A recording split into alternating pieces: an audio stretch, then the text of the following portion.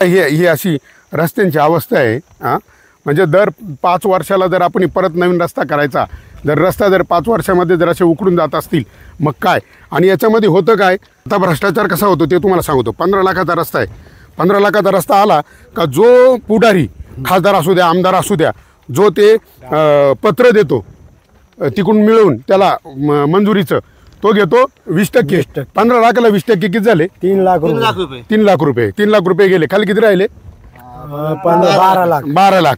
बरं, त्याच्यामध्ये परत जो अधिकारी त्याला ती वर्क ऑर्डर देतो तो घेतो 5%, 75,000। बरं, आणि परत जो ते काम व्यवस्थित झालंय तो पाहणी करतो ना तो घेतो 5%, 75,000। हां, आणि नंतर त्याला जो बिल काढून देतो ना शेवटचं तो घेतो 5%, ते परत 75।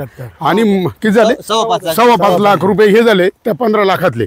आणि नंतर परत त्याच्यामध्ये त्यांना जीएसटी 18% केंद्र सरकारला द्यायचं आहे। जीएसटी 2,70,000 म्हणजे 2,70,000 आणि ते 5.25 हे किती झाले? 7 लाख रुपये। मग 15 लाखातले जर 7 लाख रुपये जर असे गेले तर त्याला 8 लाखामध्ये त्या ठेकेदाराला रस्ता करायचा आहे।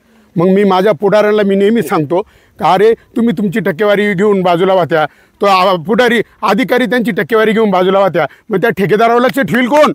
आणि त्यांना तो 15 लाखाचा रस्ता 8 लाखात कसा करायचा, हा मोठा प्रश्न आहे ना। आणि मग तो काय करतो, आणि वरून त्याला 8 लाखातच नाही करायचं, त्याला 15 लाखाचे बिलं द्यायचे शासनाला। 15 लाखाचे बिलं द्यायला त्याला परत ते खोटे बिलं बनवून देणार आहे, परत ती टक्केवारी। आणि त्या 8 लाखात तो पूर्ण रस्ता नाही करीत, त्याच्यातही त्याला 3-4 लाख रुपये पाहिजे, त्याने एवढे चक्रा मारलाय तो घेतो त्याच्यात 3-4 लाख रुपये। मग 4 आणि 5 लाखामध्ये रस्ता होईल कसा? जो रस्ता 15 लाखाचा आहे, म्हणजे अख्खा महाराष्ट्रातले देशातले सगळे कामं आणि भ्रष्टाचार असा चालू आहे। म्हणून माझी तुम्हाला सगळ्यांना एक विनंती आहे, कोणताही आमदार खासदार कोणता असो, कोणताही उमेदवार तो इथं आला त्याला एकच प्रश्न विचारा, भाऊ तुझं पगारामध्ये भागल?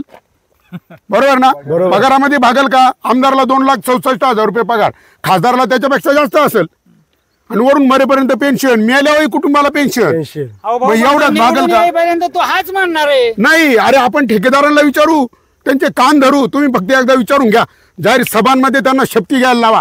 म्हणून आम्हाला आता असाच उमेदवाराला आम्ही मतदान करू जो छाती ठोकून जाहीर भाषणांमध्ये सांगेल मी टक्केवारी घेणार नाही आणि कोणाला टक्केवारी घेऊ देणार नाही। का रे हे अधिकाऱ्यांनो, लाख 1.5 लाख रुपये पगार ना तुम्हाला, तरी भडव्यानं तुम्हाला रस्त्यांमधलं खायचं आहे का?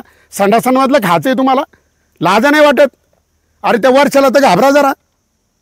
हां, अरे भ्रष्ट अधिकारी आणि भ्रष्ट पुढारी हेच खरे देशाचे गद्दार।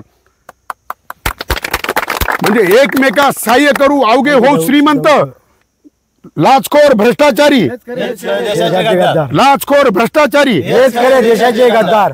मग अशा गद्दारांना, अशा भ्रष्ट लोकांना आपल्याला धडा शिकवायचा आहे। तुम्ही सगळे संघटित आहे, कोणताही पुढारी येऊ द्या त्याला विचारायचं, भाऊ तू टक्केवारी शिवाय काम कर, पगारात तुझं भागलं पाहिजे तरच आम्ही तुला मतदान देऊ। जय जवान जय किसान, जय जवान जय किसान, भारत माता की जय, भारत माता की जय, वंदे मातरम, वंदे मातरम। भूमिपुत्र फाउंडेशनचा विजय असो, भूमिपुत्र फाउंडेशनचा विजय असो। चला, धन्यवाद। धन्यवाद।